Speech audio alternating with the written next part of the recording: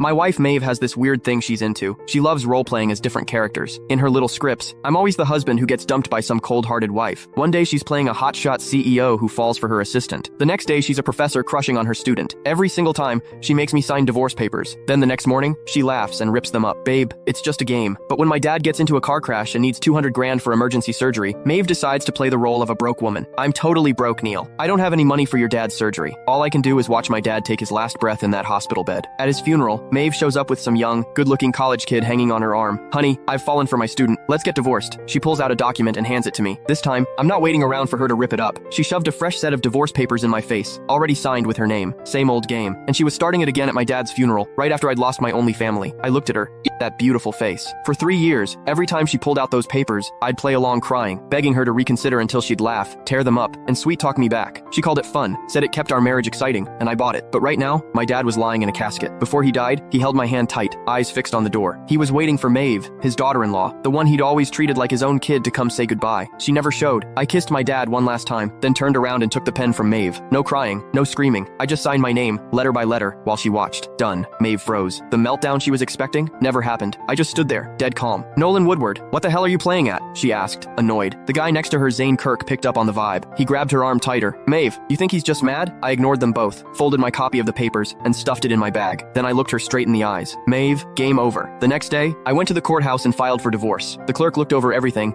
and processed it like it was just another Tuesday. When I checked my phone, it was blowing up with missed calls and texts from Maeve. Nolan, you've had your fun. Come home. I ripped up the papers. Let's just forget this happened. Did you seriously hang up on me? You're getting bold. The last one, from 30 minutes ago. If you don't come back right now, don't ever come back. I blocked her. I found a cheap apartment to rent. Once I got it cleaned up, I started looking for work. After we got married, Maeve had made me quit my job to be a stay-at-home husband, basically a prop in her dumb roleplay games. She said she loved me to her core, and that's why she wanted us to fall in love over and over, through different scenarios. She swore the cold, heartless women she played weren't the real her, just acting. Looking back now, pathetic. Maybe she was never acting. Maybe those cold, selfish masks were who she really was all along. When the court summons reached her, she called while I was in the middle of a job interview. Nolan, are you insane? You actually took this to court. I stepped into the hallway. We signed the papers, Maeve. This just speeds things up. Speeds things up? I'm telling you, you're not getting this divorce. Maeve, I cut in. My dad is dead. Silence. Then her voice went ice cold. I know, but that was his fate. You can't blame me for it. Games are games. Real life is real life. Can you not tell the difference? You're the one who can't tell the difference. I snapped and hung up. I went back to the interview. It was a basic admin job at a small company. The pay wasn't great, but it was enough to get by. I nailed the interview. Starting Monday. That night, I came home to find 2 people waiting outside my door, Maeve and Zane. Maeve looked furious. Zane stood back with this smug look, like he was enjoying the show. You've got some nerve, Nolan. You're actually serious about this?